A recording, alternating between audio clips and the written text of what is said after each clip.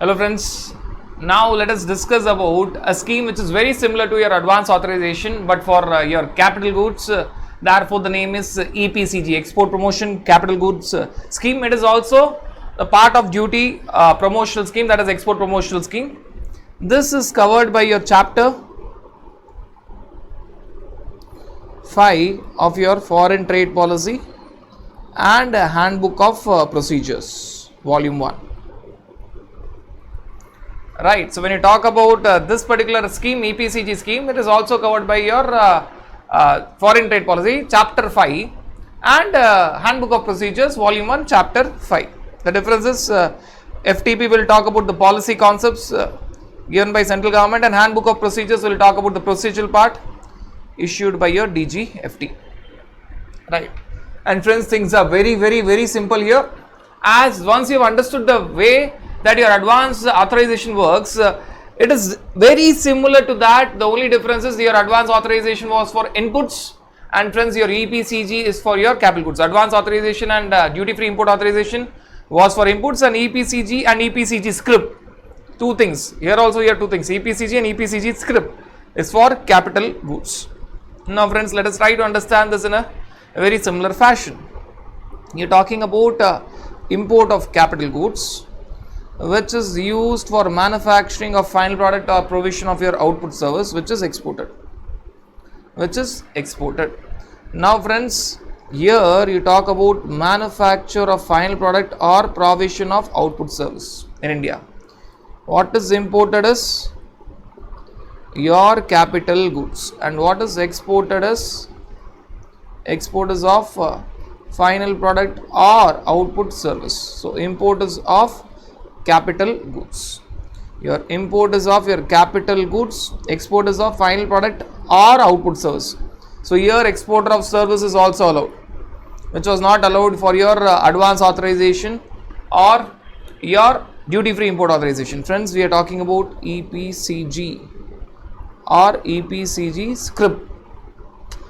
For inputs you have advance authorization, duty free import authorization. Very similar to that, you have EPCG and EPCG script. Right, exactly, I mean it's replica. Right, friends, what is this scheme telling about? This scheme is telling that when you are importing capital goods, please do not pay import duty on the same, if at all it is under EPCG or EPCG script. Obviously, when you are not paying import duty, you have to undertake export obligation. So you have to undertake export obligation because you are not paying any import duty on your import of capital goods. So this is the scheme. Let us not talk about EPCG script in the beginning. Finally, we will differentiate your EPCG and EPCG script. Let us only focus on your EPCG. What is happening, friends? You are importing your capital goods and you are using it for manufacture of final product or provision of output service which is being exported. You are promising that, I mean, you are not paying import duty on import of capital goods with the promise that you will fulfill export obligation. You are going to fulfill export obligation. Right, now certain important points. Now friends, when you talk about your capital goods, what are the capital goods that can be covered here?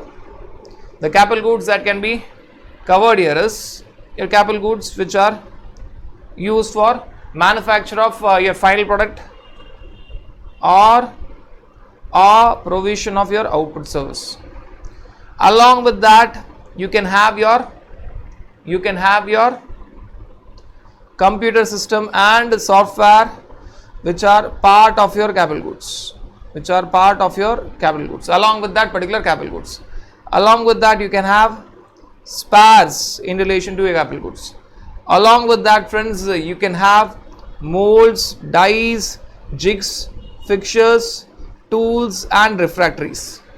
Your molds, dies, jigs, fixtures, tools and refractories. And friends, also you can have a catalyst. Which can be allowed for initially and even for subsequent charge. One more time, initially at the time of import of capital goods and subsequent charge. These are all the capital goods that are eligible capital goods to be imported under EPCG scheme. What are these capital goods, friends? The main capital goods, the basic capital goods which you are talking about is the capital goods which is used for either manufacture of your final product or provision of your output service, right? Or you are talking about computer system and software which are imported as part and parcel of your capital goods, spares along with the capital goods, molds, dies, jigs and fixtures including tools and refractories, and catalyst at the time of initial charge, even subsequent charge. Also, you are talking about project import capital goods. That's a separate thing. Project import of capital goods. Project import of capital goods. That's a totally separate thing. That also we are going to discuss. So that's a totally separate thing when you talk about project import of your capital goods. Now, friends, one thing you have to understand: these capital goods, whatever capital goods we are discussing here, these capital goods can be new capital goods or second-hand capital goods. We have discussed in your import policy. Normally, second-hand capital goods is allowed, excepting your personal computers, laptops, photocopier machine, digital multifunctional copying and print machine. You are talking about air conditioned diesel generator set. Apart from these capital goods, any other capital goods, it can be second-hand. It can be new or second-hand. It can be assembled or disassembled. It can be in CKD form or SKD form, completely knocked down form, completely knocked down or semi knocked down. So it is not given together, it is in completely knocked down form or semi knocked down form. All that you have to understand is it should have connection with, it should have connection or nexus with, that nexus certificate should be there. It should have connection or nexus with manufacture of the final product or provision of output service. That nexus certificate should be there. It should have nexus with manufacturing the final product that we are discussing or provision of output service. That nexus certificate has to be given by the chartered engineer, right?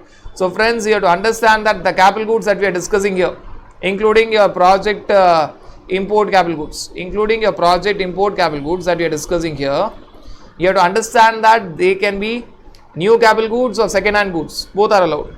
Assembled or disassembled, both is allowed. CKD format or SKD format, everything is allowed. But there should be a nexus of the capital goods with the final product or the output service that you are going to export. With the manufacturer final product or the output service that you are going to export. And that nexus should be established by a certificate by chartered engineer. For that nexus, there should be a certificate. For that nexus theory, there should be a certificate which is given by the chartered engineer, that this capital goods is having connection with the final product or the output service that is exported. So that nexus should be established by certificate from chartered engineer. Right. Now friends, next is what all manufacturers who are all allowed for this particular scheme. We have discussed about your eligible capital goods. Now who are all eligible manufacturers or eligible providers? Now friends, you have to understand that manufacturers, same two categories that we have discussed. Your manufacturer exporter is allowed. Your merchant exporter who's tied up with supporting manufacturer, both will work like single unit. Who's actually tied up with supporting manufacturer, not just like that, is allowed. And friends, we are talking about service provider, including group of service providers called as common service provider. A group of service providers. That's like your merchant exporter tied up with supporting manufacturers. You are talking about common service providers, means you are talking about group of service providers. All of them are allowed. So if I are talking about your eligibility, who are all allowed for your EPCG scheme? If I am talking about manufacturer exporter, merchant exporter and service exporter. Your manufacturer exporter is allowed, your service exporter is allowed, merchant exporter normally is not allowed. So generally merchant exporter is not allowed. Exceptionally, is it in special cases is allowed, where you are talking about merchant exporter having a tie-up with supporting manufacturer, which means that we have discussed this already, which means that this merchant exporter is not going to manufacture any final product. Merchant exporter who's tied up with supporting manufacturer is allowed. The same understanding that we had for your advance authorization. So when you talk about manufacturer exporter is clearly allowed. Service exporter, friends, for advance authorization and your duty free import authorization, service provider is not allowed, but for your EPCG and EPCG script, service provider is allowed. When you talk about your merchant exporter, normally is not allowed. Only in exceptional cases he is allowed, where you are talking about merchant exporter having tied up with a supporting manufacturer. And to explain this, we have already discussed it. Just quick revision. A Limited is supporting manufacturer, Z Limited is merchant exporter. What will happen is, import of capital goods will be done by A Limited, but export of final product, import of capital goods is done by A Limited, but your export of final product is done by Z Limited. Your EPCG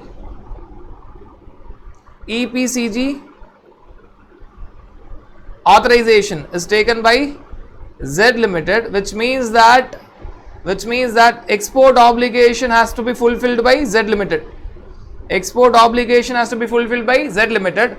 But friends, import of capital goods, your import of capital goods is by Z Limited, and he is not paying import duty.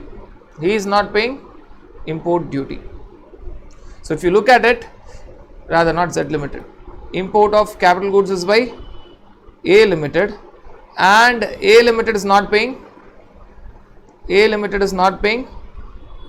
your import duty. So what is happening, friends, is your EPCG is taken by Z Limited license, where Z Limited is promising to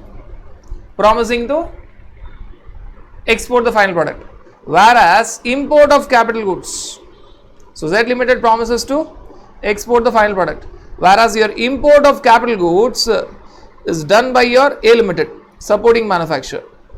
Export of final product is done by Z Limited, merchant exporter, whereas your import of capital goods is done by A Limited, supporting manufacturer, who will use the EPCG license of Z Limited and import the capital goods, and it will not pay import duty. A Limited will not pay import duty. They will act like one company, they will act like connected company. What A Limited will do is, A Limited will use that capital goods to manufacture the final product, and that final product will be given only and only to Z Limited, who will further export it. So that, friends, you have to understand.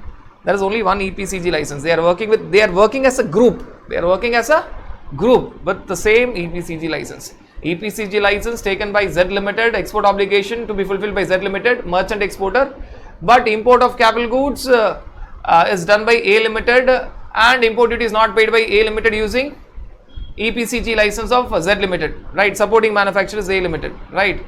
That A Limited will import the capital goods, use the capital goods for manufacturing final product, give that final product only to Z Limited. So that, friends, you have to understand. So that is all about your eligible persons for your EPCG scheme. Now, friends, if you look at the concept, we are done with what is the basics. EPCG scheme, just like your advance authorization. EPCG, just like your advance authorization, right, is based on actual user condition. Which means that it is not transferable. I'm not talking about EPCG script, which is a bit different, right? EPCG script is similar to duty free import authorization. I'm talking about EPCG scheme, that is based on actual user condition, which means it is not transferable, just like your advance authorization. Now, friends, if you look at it, you have seen the basics of your EPCG scheme. What are the eligible capital goods for your EPCG scheme. You have also seen who are the eligible exporters for your EPCG scheme. And friends, now when you are talking about the steps for your EPCG scheme, very similar steps, very similar steps, right? So when you are talking about the steps of EPCG scheme, you have to understand, one has to understand that the steps are very similar to your advance authorization, very similar steps, very similar steps. So when you are talking about steps for your EPCG scheme, first application has to be made for your EPCG. Application has to be made to DGFT for your EPCG, and then you will get your EPCG license. Now it is called as authorization. Then you have to give bond or bank guarantee to your customs department. Same, very similar. These are the first three steps, initial steps. After which, what are you going to do? After which, you are going to import. You are going to import of capital goods without payment of your import duty. Now this has to be done within 18 months. Within 18 months of issuance of EPCG.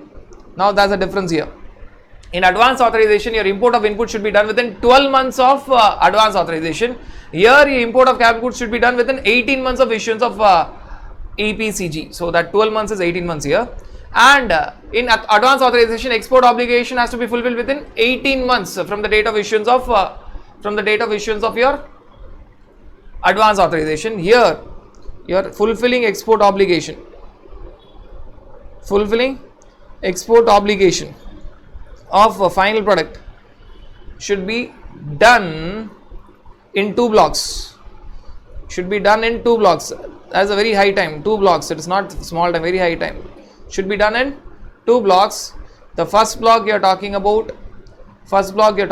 Is 4 years, and the second block is of 2 years. Totally 6 years. In the first block, you have to achieve 50% of the export obligation. Minimum 50%. Minimum 50%. And balance export obligation has to be achieved in the second block. Now friends, there's a difference when you talk about your advance authorization and EPCG with respect to the time limit.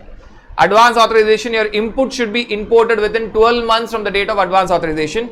Here EPCG, your capital goods should be imported within 18 months of EPCG. In advance authorization, you have to fulfill your export obligation within 18 months of advance authorization. Here, fulfilling of export obligation of final product should be done within 6 years. First block is of 4 years, second block is of 2 years. In the first block, achieve 50% export obligation. In the second block, achieve balance export obligation. I am not telling balance 50%, balance. What is the balance export obligation? Fulfill it. And friends, after you achieve that export obligation, what do you have to do? You have to intimate that you have achieved, intimate your DGFT that you have achieved export obligation. Your DGFT will give you export obligation discharge certificate, which will be forwarded even to customs, and your customs department will cancel the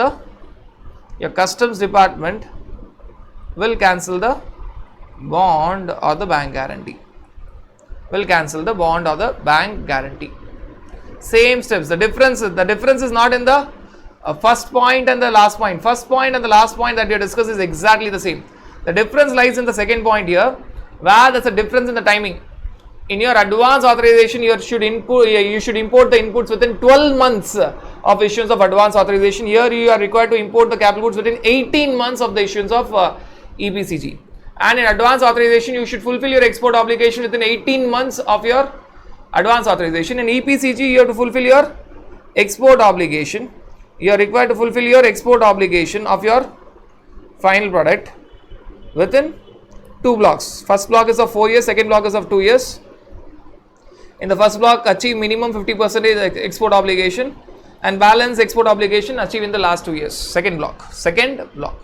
So that is all about your steps. So you have to just remember the steps. that point that we have discussed. The timing difference is there when you talk about your advance authorization and when you talk about your EPCG. Timing for import of inputs is different in advance authorization. Timing for import of capital goods is different in EPCG. And time limit within which you have to fulfill your export obligation is different in advance authorization, and it is different in your EPCG. It is different in your EPCG. So that, friends, you have to understand. Now, friends, the most important thing, what is this export obligation? What is this export obligation is the most important thing that you have to understand. Now, friends, when you're talking about export obligation, again there's a difference. When you talk about your export obligation, friends, here you have to understand that this export obligation is only in terms of value. Export obligation for your EPCG is only in terms of value. It's not in terms of quantity. It's only in terms of value. It's not in terms of your quantity. In terms of value, you have to fulfill two export obligation. One is specific export obligation, specific export range that you have to achieve, and the other is average annual exports. Average annual exports. So you are talking about two things: specific export obligation in terms of value, and friends, you are talking about average annual exports. You have to maintain average annual exports, again in terms of value. Now, if I were to tell this in a very simple way, very simple way, both you have to satisfy. Both are in terms of value. One is achieving export obligation and other is maintaining average annual exports. So one is achieving a particular export obligation, other is not achieving, it is maintaining average annual exports. It is at the same time you have to satisfy both. One is achieving the export obligation of a particular limit, and friends, the other is maintaining average annual exports. Every year you have to maintain your average annual exports. Now, friends, what is that you have to achieve and what is that you have to maintain? You have to achieve export obligation of your specific export obligation. Let us call it as SEO. Your specific export obligation is equal to 6 times multiplied by savings of import duty. 6 times import duty saved. 6 times multiplied by import duty saved that you are not paying. 6 times multiplied by import duty saved. Right. And friends, when you are talking about average annual exports, at the same time when you are achieving that 6 times import duty saved, at the same time you have to maintain your average annual exports. Now, what is this average annual exports? It's not about achieving it, it is about maintaining. Both are different. One is about achievement, one is about maintaining. Now they are telling that every year you should ensure that your average annual exports should be which is to be maintained, should be more than or equal to. Here also specific export obligation also, it's more than and equal to, should be average annual exports in each year should be more than or equal to average of your last 3 years exports, average of your exports during last 3 preceding financial year. So every year you have to check that whether, if at all, say for example, if at all you are in 2022, so you have to go back to the last 3 years, 2019, 18, 19, 19, 20, 21, 18, 19, 19, 20, 20, 21, right, and ensure that in 21, 22 you are maintaining that average annual exports. It is all about maintenance, which has to be checked each year. So if I were to tell in a more simple way, this average annual exports is to be checked each year. It is only to be checked each year. The specific export obligation is to be achieved in total of 6 years. This is all about your achievement, achieved in total of all the 6 years. This average annual export should be maintained in each year. It should be maintained in each year. right? So that, friends, you have to understand. Now friends, when you are talking about your specific export obligation, you have to understand that when you are going for EPCG, just like your advance authorization, you need not pay any customs duty. Now friends, you have again two options. You have not paid BCD and other customs duty. You have also not paid IGST and compensation cess, which is exempted till 31st of March 2021. And the other scenario is you have not paid BCD and other customs duties. When I am writing other customs duties, it includes social welfare surcharge, protective duty, safeguard duty, anti-dumping duty, anti-subsidizing duty, etc. But you have paid IGST and compensation cess. You have an option. You can tell that I will pay IGST and compensation cess because I can take the credit. Because you have paid the same and you have taken the input tax credit. You have paid the same and you have taken the input tax credit. You have paid this and taken the input tax credit. Now, here import duty savings in this case is your entire customs duty, and in this case your import duty savings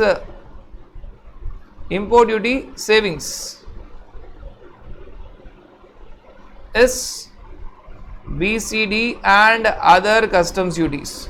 You are not going to include IGST and compensation cess, but because you have paid it, and rather it is always advisable that go for the second option, because anyways you are going to get the credit of IGST and compensation cess, right? So now if you look at the difference, in the first scenario your import duty savings is entire customs duty including IGST and compensation cess, which is exempted till 31st of March 2021 only.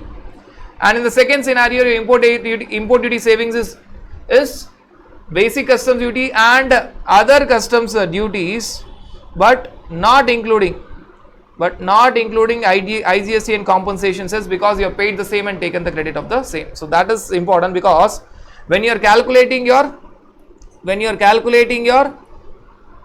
specific export obligation, it is 6 times import duty saved. It becomes very important what is import duty saved. If you have not paid entire import duty, your import duty savings, if at all you have not paid entire import duty, your import duty savings is the entire customs duty. If you have paid IGST and compensation cess and taken the credit, which is a better option always, because normally these people will be registered in GST, so that is a better option always.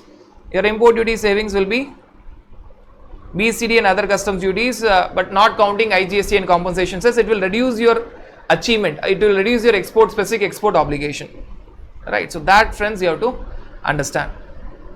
And friends, you have to understand that when you are talking about specific export obligation, it is all about achievement of specific export obligation in the total of 6 years in a block of 4+2. And when you talk about average annual exports, your average annual exports in each year should be average of 3 preceding financial years always at any point of time. This has to be checked, this has to be maintained each year. It's not a total of 6 years, it has to be maintained each year. And friends, as discussed, your specific export obligations, that's all about your export obligations. Your specific export obligations, right, which is nothing but it should be more than or equal to 6 times the amount of import duty saved, right? That you have to achieve in two blocks. First block and second block. That you have to achieve in 2 blocks that we have already discussed. The first block contains 4 years and the second block contains 2 years. In the first block of 4 years, which is a larger time, you have to achieve specific export obligation of minimum 50% of your total specific export obligation. Assume that your import duty saved is say 1 CR. For the time being, assume that your import duty saved 6 times import duty saved. You have saved import duty of say 10 lakhs. So you have to achieve specific export obligation of 60 lakhs, 6 times the amount of import duty. Friends, in advance authorization, export obligation was in terms of validation. Here it is not in terms of validation, it is 6 times multiplied by the amount of import duty. There it was Advance authorization was, export obligation in advance authorization was import value plus 15% valuation they expected. Duty free import authorization, it was 20%. Here they tell that it is 6 times the amount of import duty saved. So 60 lakhs you have to achieve. Out of that 30 lakhs you have to achieve in the first block of 4 years, and balance minimum 30 lakhs you have to achieve. 50% you have to achieve in the first block of 4 years in terms of your FOB value or FO value, and balance of specific export obligation you have to achieve in the second block. Right? When I am talking about your export obligation, right? The moment I talk about your export obligation, I am talking about your export value, your balance of export obligation. Your balance of export obligation is nothing but your export value. Now, how to calculate this export obligation? If at all you are talking about actual exports, it is FOB value, and deemed exports, friends, it is FOR value. In certain cases, here deemed exports is normally not allowed. In certain cases, FOB value plus FOR value. That is you are talking about your exports, your export values. Your export values should be, you have to totally achieve the export of 60 lakhs. Out of that, first 50%, minimum 50%, that is 30 lakhs you should achieve within the first 4 years, and balance you have to achieve in the next 2 years. Friends, there is a special point here. If at all you are achieving 75%, so if I am talking about a minimum, here I have to get more than 30 lakhs in the first 4 years. I have to achieve exports of more than 30 lakhs in the first 4 years, and balance amount. What is balance amount? Balance amount is nothing but whatever I have achieved in the first 4 years, 60 lakhs minus whatever I have achieved in the first 4 years. So balance amount is your 60 lakhs minus whatever I have achieved in first 4 years. So I may not achieve only 30 lakhs, I may have achieved 35 lakhs. So balance amount is 25 lakhs. I have to achieve in the second block of 2 years, right? And what is that FOB value plus FOR value that we have also discussed. Friends, there is a special point here. If I achieve export obligation, of 75%, if I achieve specific export obligation of 75% in first 3 years itself, which means that I have achieved it very quick.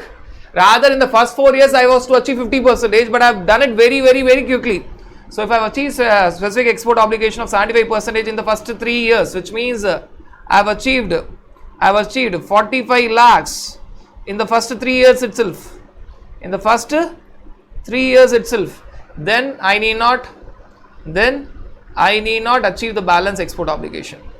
Then what are they trying to tell? Then balance export obligation will not be relevant, and because the government is trusting you, what they have said you, your export obligation is 6 times the amount of import duty saved. In our example, we have taken this export duty saved as 10 lakhs. So 6 times the amount of export duty saved is 60 lakhs. And friends, how you have to achieve? You have to achieve that 50%, minimum 50% in the first block of 4 years, and balance in the second block of 2 years. 6 years time you have. 4 years, 2 years, 6 years time you have. Now what you have done? You are talking about a scenario where you achieve 75% of the export obligation. Where you have achieved 75% of the export obligation, that is 45 lakhs. 75% of the export obligation is 45 lakhs. If at all I am talking about 60 lakhs as my export obligation in the first 3 years itself. Then they tell that, okay, you have achieved it so quick.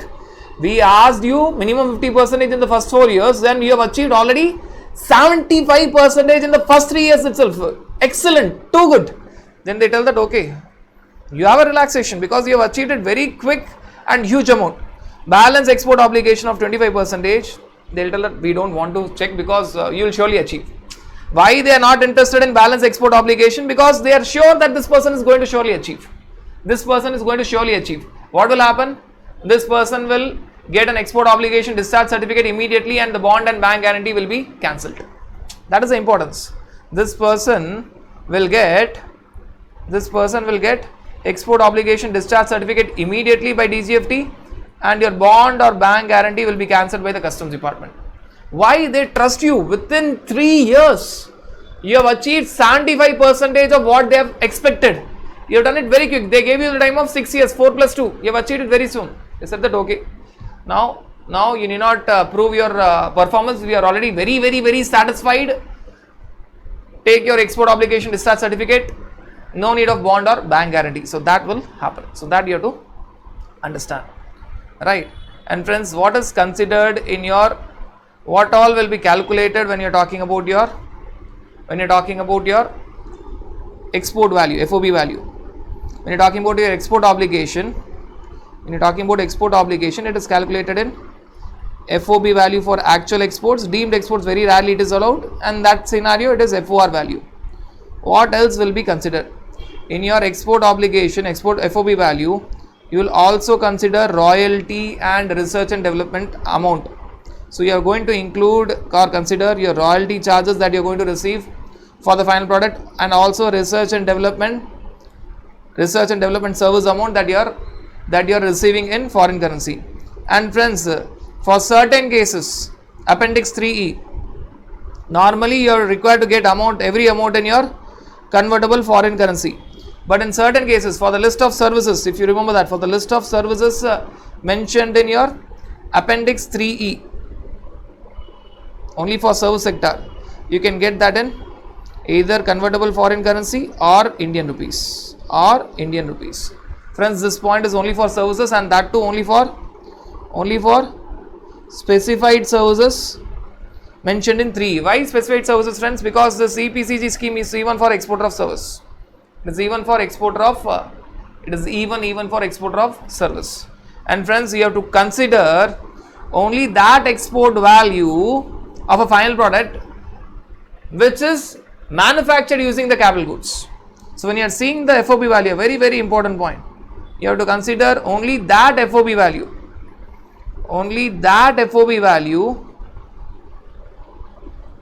of a final product which is having nexus with the capital goods which was imported under EPCG.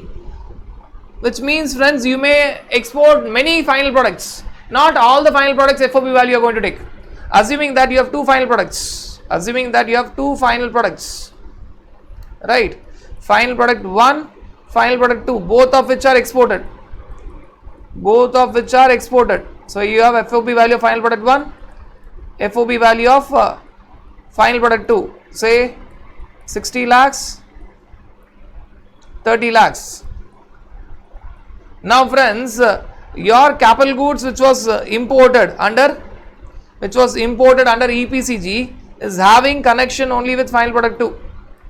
So your capital goods which was imported under your EPCG, where import duty was not paid, under your EPCG is having nexus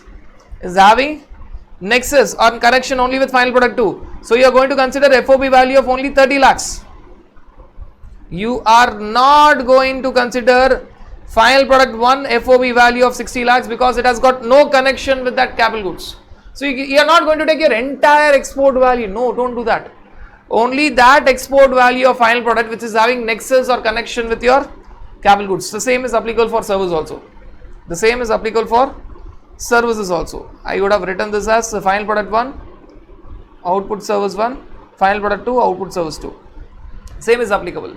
Right? Nexus should be established. Friends, we are trying to achieve export obligation because we imported the capital goods without payment of import duty under EPCG. Now only for that capital goods we got the benefit, and only that final product will be considered for your FOB value of export which is having nexus or connection with that capital goods. And if this capital goods was used only and only in manufacturing final product 2, only consider this FOB value of final product 2.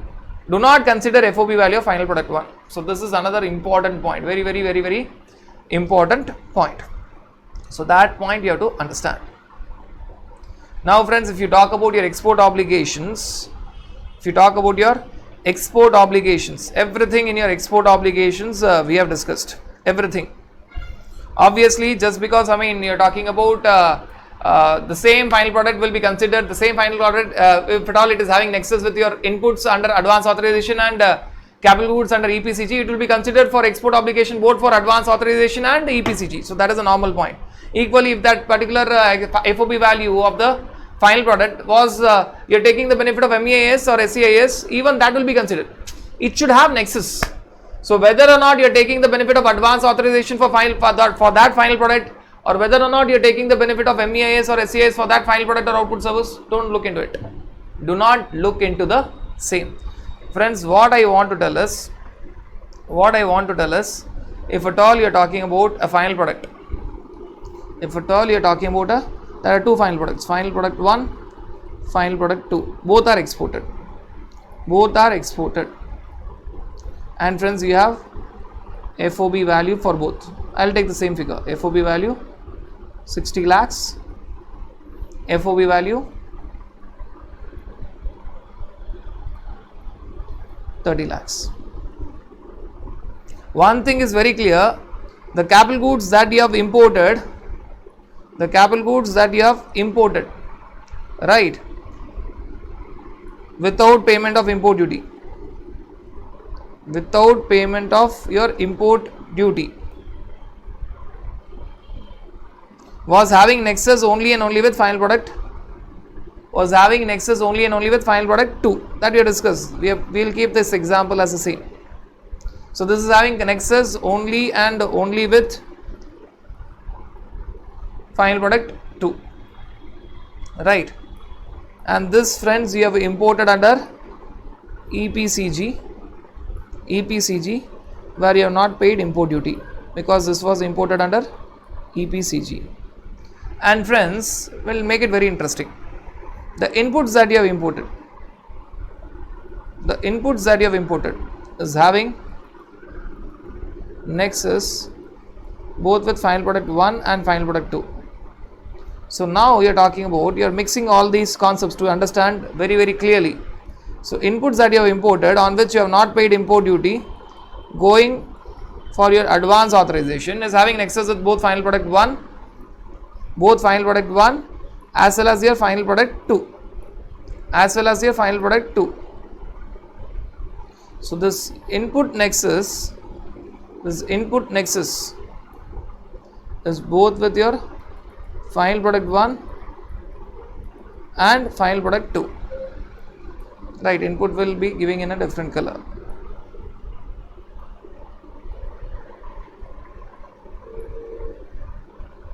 Now friends, when you are talking about export obligation for your advance authorization, export obligation for your advance authorization, which is equal to 15% of your import value plus 15%. Valuation should be 15%, right. Import value plus 15% is required. Now while calculating this, you will see the FOB value, you will see the export figures. Now this FOB value will be of both final product 1 and final product 2. When you are seeing the calculation export obligation of your advance authorization, friends, you will take into account both your final product 1 figures FOB value and final product 2 figures FOB value, because your input is having connection with both. Whereas when you talk about your capital goods without import duty, your export obligation for your EPCG scheme, for which you have imported the capital goods without import duty, your export obligation under EPCG is 6 times multiplied by import duty saved. Again, export obligation means you are focusing, say, both on FOB value, FOR value. Let us now focus only on FOB value. You are going to take FOB value only and only of final product 2. You are not going to consider export figures or export value of final product 1. As your capital goods was having connection only and only with final product 2, while seeing the export obligation for EPCG, right, which is 6 times the amount of import duty saved, that FOB value that should be considered is only final product 2, not final product 1. And friends, as your inputs was used both for final product 1 as well as final product 2, the export obligation for advance authorization for your inputs is input value plus 15%, import value plus 15%. And friends, that export obligation, you are going to take FOB value both of export value of both final product 1 and final product 2, because this inputs is having nexus with both. And additionally friends, for both these final products, you would have already gone for your MEIS script. Even that is possible. You can claim multiple benefits. You would have already gone for your MEIS script. So additionally, you have also applied for your reward scheme MEIS script. That is also allowed. So now you are working with your advance authorization, calculating both final product 1, final product 2. You are working with your EPCG, where you are focusing only on export value of final product 2. You are also taking the benefit of MEIS for both final product 1 and final product 2. But MEIS script is only based on your, it is based on your rewards for your exports. It is a reward scheme, not promotional scheme. You will get incentive. You will get incentive both for final product 1 and final product 2. So you will find 3 things working simultaneously, but for different things. Your advance authorization in this example is both for export value of final product 1 and final product 2, because your inputs under advance authorization are connected to both final product 1 and final product 2. Your EPCG scheme, you are going to see only export obligation in form of FOB value of final product 2, because your capital goods has got nexus only with final product 2. And in addition to it, you can also apply for your MEIS script for your FOB value of both final product 1 and final product 2, which is a reward scheme. So the friends, that you have to understand it very clearly. All these are minute points, small points, which have been never asked by ICAI, but I'm sure that you should look into these aspects and understand the beauty of foreign trade policy, that how many things are interconnected. Not only that your customs, GST and FTP are related, within FTP multiple schemes are also related. Right friends, now friends, when you are talking about how to understand the specific export obligation, a small example is given. Though we have already discussed that example, we will take this example again. AJ Limited, your AJ Limited obtains EPCG authorization and imports capital goods on which import duty saved is 10 CR. Now how much is the export obligation, specific export obligation? It is 60 CR. And how to achieve the 60 CRs? In the first block of 4 years, AJ Limited must achieve 30 crores, minimum 30 crores. And in the second block of 2 years, it should achieve the balance specific export obligation. Achieve, right? That is all about achieving the specific export obligation. But you have to maintain average export obligation. You have to maintain average export obligation also. Average annual exports also you have to maintain. Now that is about the second part. It is not about now achievement. Average export obligation is about maintaining, not about achieving. AJ Limited has export turnover of 10 crores, 20 crores, 30 crores during the 3 preceding years. In the 4th year, it obtains EPCG authorization and imports capital goods on which the duty saved is 10 crores. Now, your specific export obligation is 60 crores, 6 times the amount of import duty saved that you have to achieve from 4th year plus 5th year plus 6th year plus 7th year plus 8th year plus 9th year, totally 6 years. That you have to achieve in first block of 4 years 50%, next block of 2 years balance specific export obligation, and at the same time you have to maintain average export obligation every year. In this case we are discussing only about the 4th year because we have only that data. That average export obligation in the 4th year should be average of last 3 preceding financial years, 10 crores plus 20 crores plus 30 crores divided by 3, which is it should maintain in the 4th year only. I am not talking about all the other years, 5th year, 6th year, I don't know. In the 4th year, the average export turnover should be 20 crores. And this is all about average export obligation that you have to maintain every year, and it will keep changing. This figure will keep changing because when you enter the 5th year, the last 3 preceding years will be your 3rd year, second year, 3rd year and 4th year. So it will keep changing. You have to maintain that. Whereas your specific export obligation is calculated only once. Your average export obligation you have to check every year beginning. Every year you have to check. Whereas your specific export obligation, you will calculate in the beginning itself, and you will decide that 50% of specific export obligation, that is 30 crores, has to be achieved in the first 4 years of EPCG, that is 4th year, 5th year, 6th year, 7th year in this case, and balance specific export obligation has to be achieved in 5th and 6th year, in this case 8th year and 9th year. So that is all about your calculation of your export obligation in your EPCG scheme. And friends, there is a scheme for your project import. I mean, if you remember, even capital goods that can be imported is project import. Even if the capital goods that is imported is not a particular capital goods, but it is imported as a project, say 10 or 15 capital goods together as a project, which we have clearly discussed in your customs 9801 project import, everything remains the same.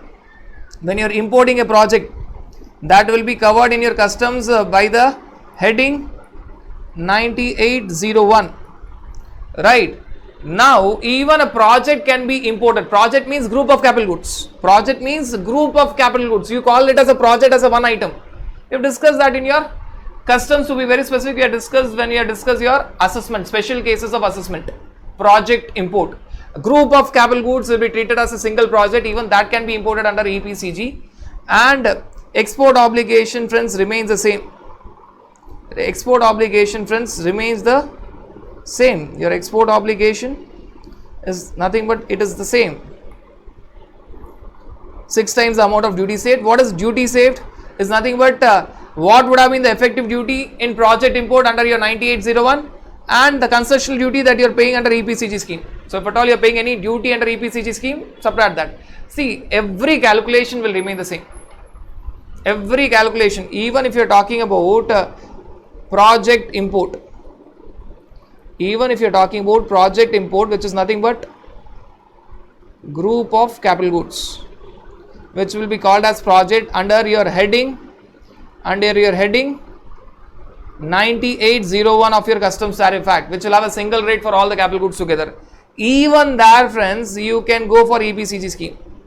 Even this is eligible for EPCG scheme, because now this project is treated as a single capital goods. And what is your export obligation? What is your specific export obligation here? Your specific export average export obligation remains the same. Even specific export obligation is the same. The only thing is now it is 6 times the import duty saved. Now friends, what is this import duty saved? Import duty saved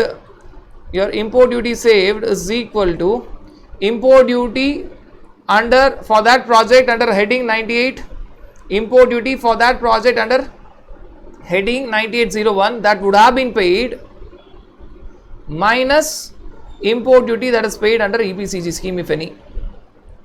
Same. So your import duty saved is import duty that you would have paid under your project import heading 9801 of your customs tariff act, and import duty now that you are paying under EPCG. If you are not paying anything, entire import duty is saved. If you are not paying anything, which is normal scenario, entire import duty is saved. So the same thing applies even for project import. Same thing. See, actually this point was not required to be said. Even if I am not telling this point, it was implied. The only point that I want to tell is, here for project import, they'll ask something to be paid. They'll not give full exemption, they'll ask something to be paid.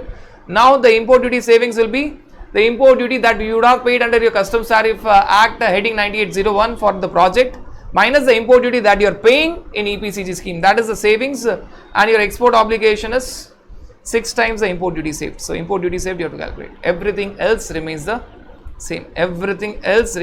This example explains all the theoretical points that you have discussed earlier, and you have to answer this.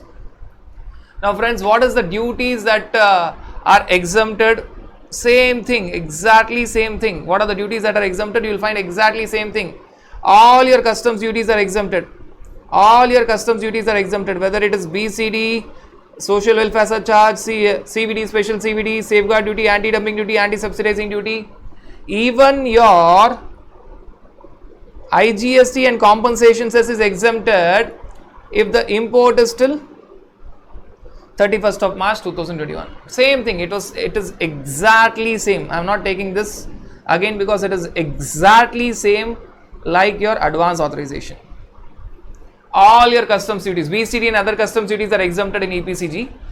Even IGST and compensation cess is exempted. Even your IGST and compensation cess is exempted, but it is only up to 31st of March 2021. And if you want to take that exemption, if you don't want, pay IGST and compensation cess, take the credit. Why? It is your option. Why? IGST and compensation cess you can pay and take the credit, which will save, which will reduce the import duty saved, which will in fact reduce your specific export obligation. So if you are paying IGST and compensation cess and taking the credit, your savings, import duty savings is lesser, therefore your export obligation is lesser.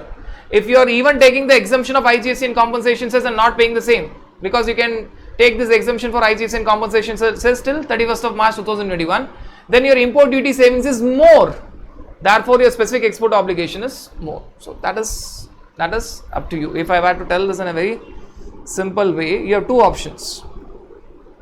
What is the import duty that are exempted under your EPCG? If I am talking about your BCD, your social welfare surcharge, your protective duty, your safeguard duty, your anti-subsidizing duty, your anti-dumping duty. And friends, if I am talking about your IGST and compensation cess, import duty on your capital goods, all these things are exempted. Even your IGST and compensation cess is exempted, but only up to 31st of March 2021. Right. Now friends, one thing you have to understand, if at all you are taking the benefit of all customs duty, you are not paying even IGST and compensation cess. If at all, you have two options now. Option number one, don't pay any customs duty. No customs duty paid. Including IGST and your compensation cess. Import duty saved is equal to entire customs duty. Therefore, your specific export obligation is 6 times import duty saved.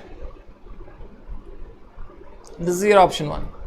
You have another option, option 2, where you don't pay BCD and other customs duty,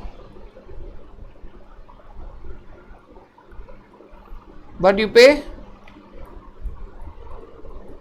IGST and compensation cess. You pay and take the credit of the same under your GST. In such a scenario, friends,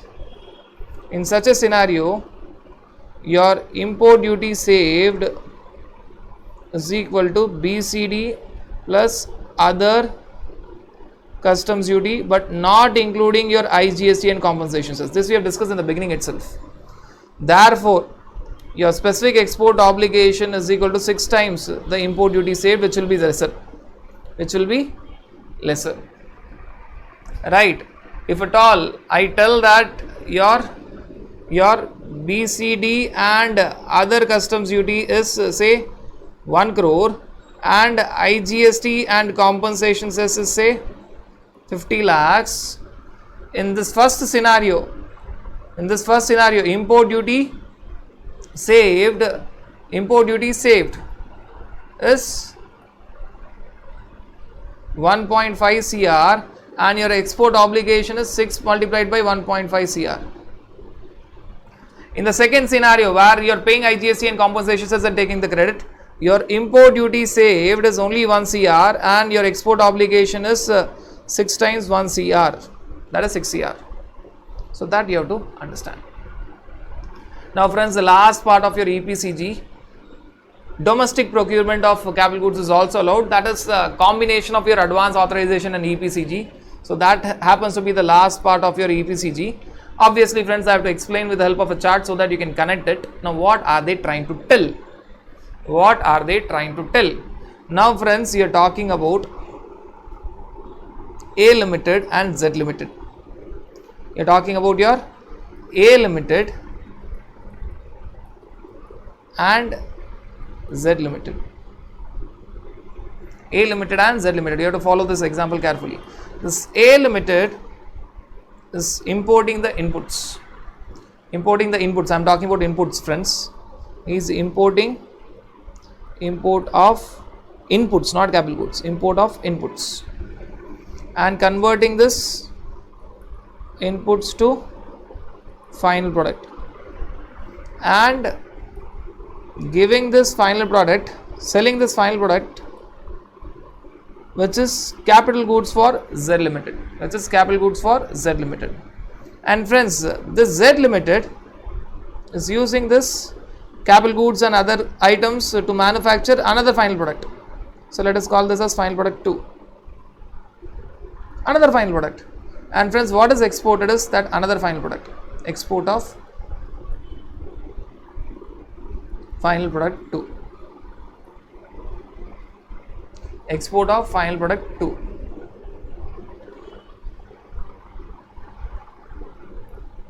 Now friends, if you look at this scenario, you are talking about a very peculiar, interesting scenario. This A Limited has gone for advance authorization and Z Limited has gone for EPCG authorization. But Z Limited did not import the capital goods directly. It purchased the capital goods, which was final product 1 for the A Limited. Now friends, what is happening is this A Limited did not pay import duty on this inputs because it has got advance authorization for this inputs, and it has sold this, it has manufactured final product, which have this final product 1 for A Limited is nothing but capital goods for Z Limited. See, A Limited is manufacturing a plant and machinery, which is final product for A Limited, and it is capital goods for Z Limited. Now this will be treated as deemed exports. Deemed exports for A Limited, both in terms of your foreign trade policy, also in terms of your GST. And friends, when you talk about Z Limited, when you talk about your Z Limited has got these capital goods from within India, domestic procurement. But from whom? From a person who had advance authorization, who imported inputs without payment of import duty, who manufactured the final product 1, and supplied that final product to Z Limited, which happens to be capital goods for Z Limited. So this Z Limited, instead of importing capital goods directly, it has purchased from an Indian party, but that Indian supplier A Limited is not a normal supplier. This Indian supplier A Limited imported inputs from outside India under advance authorization, did not pay import duty, and manufactured, paid import duty or did not pay import duty. It may be both the scenarios, and manufactured final product, which is deemed exports, both under foreign trade policy and your GST law. Now friends, the first part you have to break both the parts. The first part we have already discussed in your advance authorization, right? So when I am talking about the first part, you have to bifurcate it. First part, you are talking about a scenario that it will be treated as this deemed exports will be counted for the export obligation of A Limited. So this deemed exports FOR value of deemed exports will be counted for export obligation of A Limited under your foreign trade policy. And friends, what will be exempted is BCD and other customs duty is exempted, but if it is deemed exports, IGST and compensation cess has to be paid and credit can be taken. That is a minute point, right? So the first part we have already discussed in advance authorization. This A Limited, which is enjoying the benefit of advance authorization when it is giving the final product to a person within India, it is deemed exports under both foreign trade policy and GST, which means if it is deemed exports under foreign trade policy, you are talking about this not paying of import duty you have to fulfill by export obligation. This deemed exports will be treated as discharging of export obligation. FOR value of deemed exports will be taken as discharge of export obligation when you talk about export obligation of A Limited. And under the GST, what will happen, friends? Under your GST, this GST will be paid, CGST or SGST. or IGST, as the case may be. So your GST will be paid by the supplier, right? A Limited will collect from Z Limited and pay it. Will be paid by the supplier. And the same can be asked as refund either by supplier A Limited or by recipient Z Limited. So here talking about a very, very specific scenario where we have already discussed about your advance authorization. Now if you look at things carefully, friends, your A Limited imported inputs without payment of import duty. It would have not paid basic customs duty and other customs duty, but it would have paid IGST and compensation cess, because when you have deemed exports, IGST and compensation cess is not exempted, right? And the A Limited manufactured that input into final product 1 and sold it to Z Limited, which is capital goods for Z Limited. So A Limited went for this advance authorization, and when it is selling this to Z Limited, who is the holder of EPCG, we are going to see that is also deemed exports. Selling goods to EPCG holder is also deemed exports, both under foreign trade policy and GST. In foreign trade policy, as A Limited has used advance authorization for not paying BCD and other customs duties, it has to discharge export obligation, and this deemed exports FOR value will be treated as export obligation of A Limited. And when you talk about your GST, this GST will be paid by A Limited, right? We are talking about your section 147 of your GST CGST Act, and refund can be claimed either by A Limited or Z Limited. So that is all about your advance authorization. The left hand side, friends, is all about your advance authorization. The right hand side, friends, is all about your EPCG. Now let us talk about Z Limited. Now friends, when you talk about Z Limited has purchased that final product 1 from A Limited, which happens to be capital goods for Z Limited. Z Limited is using that capital goods for manufacturing final product 2, which it is exporting, and this export, friends, is actual export. And friends, if you are talking about A Limited to Z Limited, if it is deemed exports for A Limited, it is in fact deemed import for Z Limited. So friends, we are talking about this deemed import for Z Limited, but Z Limited uses that final product 1, which is capital goods for Z Limited, and uses it for manufacture final product 2, which it is exporting. Uses it for manufacturing final product 2, which it is exporting. Now friends, strictly speaking, this transaction between A Limited and Z Limited does not have any tax. Why? GST was paid by A Limited, but it will be claimed as refund either by A Limited or Z Limited. Even if refund is not claimed, ITC will be enjoyed. Now you have to calculate notional customs duty. So first you have to take the notional figure of this capital goods. Assume that what if this item was imported, what would have been the customs duty and what is the notional customs duty saved. So first you have to calculate notional customs duty saved.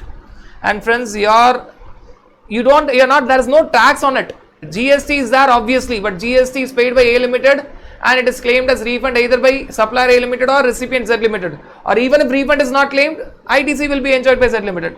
So now this deemed import, you have to talk about notional import duty. You are talking about your notional import duty saved. So first you have to calculate your notional import duty. There is no actual import duty. You have to assume that if this capital goods was directly imported from outside India, what would have been the customs duty paid and what is the notional customs duty saved. And friends, here your export obligation.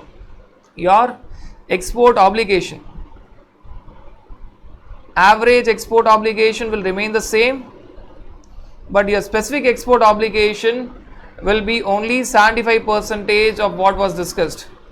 75% of 6 times notional customs duty. 75% of 6 times notional customs duty, which is 4.5% of notional customs duty. Right. So what is happening now, friends? In fact, for the transaction between A Limited and Z Limited, that is GST only, which is paid by A Limited and claimed as refund either by A Limited or Z Limited in terms of your GST law. Even if refund is not claimed, ITC will be enjoyed by Z Limited. But you have to treat it as deemed import, and you have to assume if this capital goods was imported from outside India, what would have been the import duty paid and what you have saved. So notional customs duty saved. And what will be the export obligation in this scenario? Your average export obligation will remain the same, but your specific export obligation that you have to achieve is 75% of 6 times the notional duty saved. 75% is important. 75% of 6 times the notional duty saved. So that is the understanding that is here. As there is no actual import duty that you are saving, you have to imagine, picturize and think what would have been the import duty paid that you have saved, and that amount multiplied by 6 is a specific export obligation normally. But in this case, as it is deemed import, it is specific export obligation is 75% of 6 times the notional import duty saved. So friends, this you have to understand. This you have to understand. Only if it is given in a flow chart, clearly understanding part by part, you can easily make sense. Otherwise, it is very, very difficult to see when you talk about the theoretical portion. That is all about your EPCG. And friends, when you talk about your EPCG, you have something called as EPCG script as well. What we have completed is your EPCG, and next you have something called as EPCG script. EPCG script. Friends, it is very similar to your duty free import authorization script. Very, very, very, very similar to that. Right. One change is when you talk about your EPCG script. EPCG script, you are talking about your specific export obligation is 85% of 6 times of import duty saved. It is 85. Friends, you first prove your export, you apply for EPCG script, you first prove your export, then you get your EPCG license or authorization, then you import the capital goods. It is just like your duty free import authorization. Friends, if I had to tell this in a very simple way, very, very simple way. Against your advance authorization, you had something called as duty free import authorization script. Against your EPCG, you have something called as EPCG script. Right, very, very, very, very similar. So when you talk about your advance authorization, you had something called as, corresponding to advance authorization, you had something called as duty free import authorization, which was for inputs. Corresponding to EPCG, you have something called as EPCG script. Your advance authorization and your duty free import authorization was for inputs.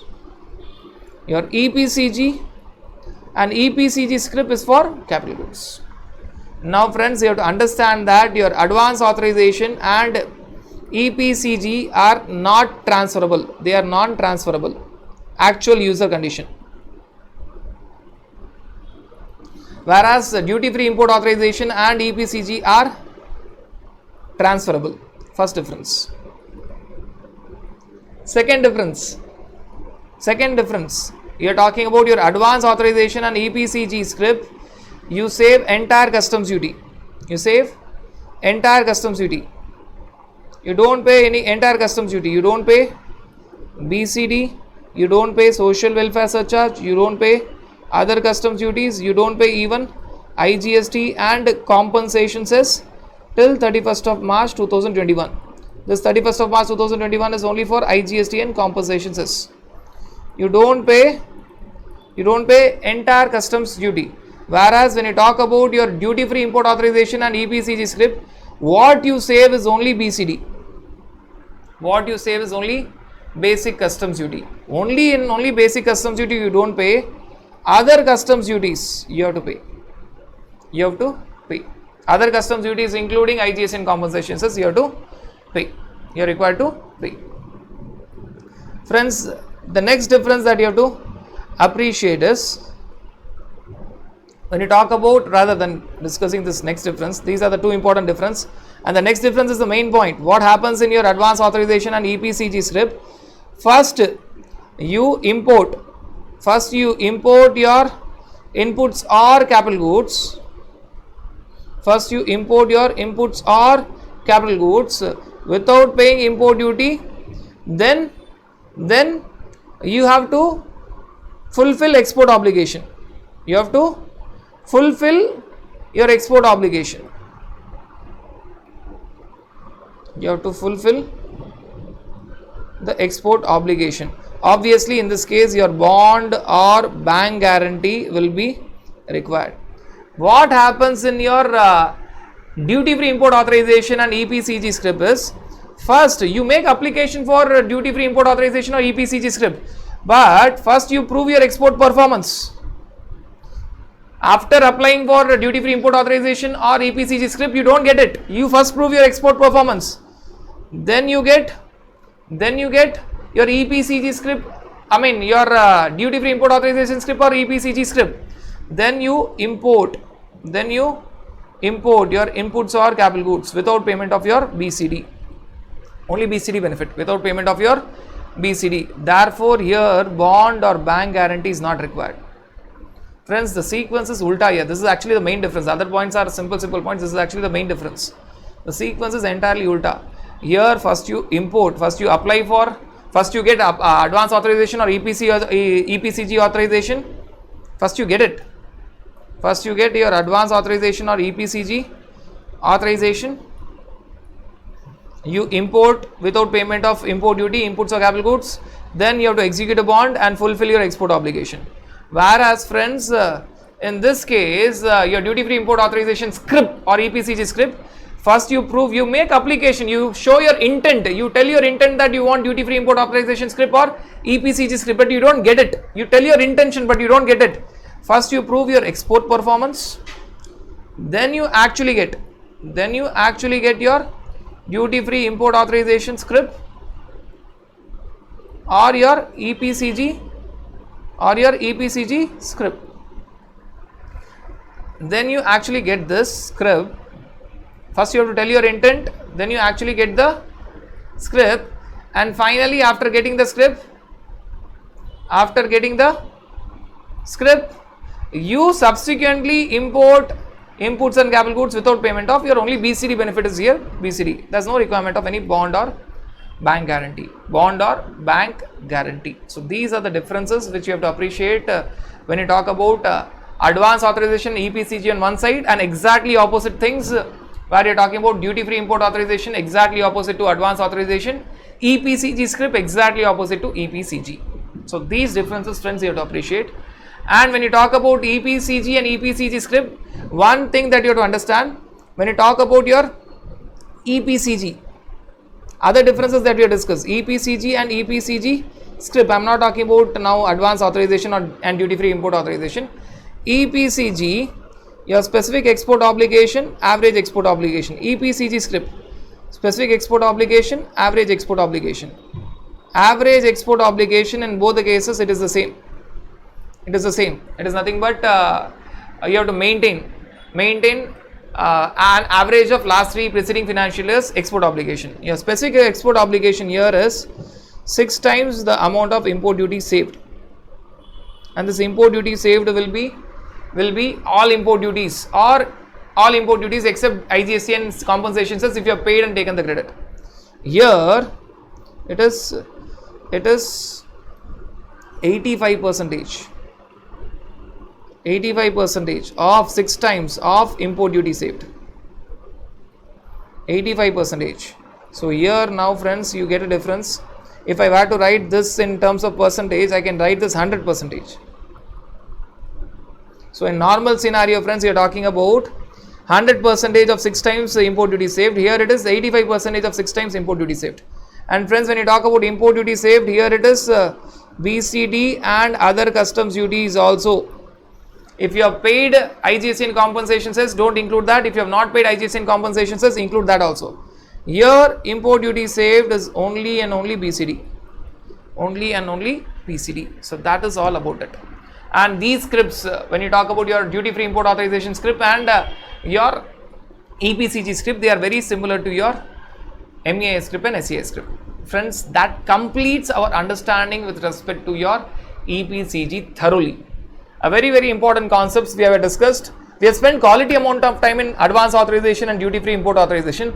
Therefore, in relatively lesser time, you have thoroughly discussed each and every aspect of your EPCG and EPCG script.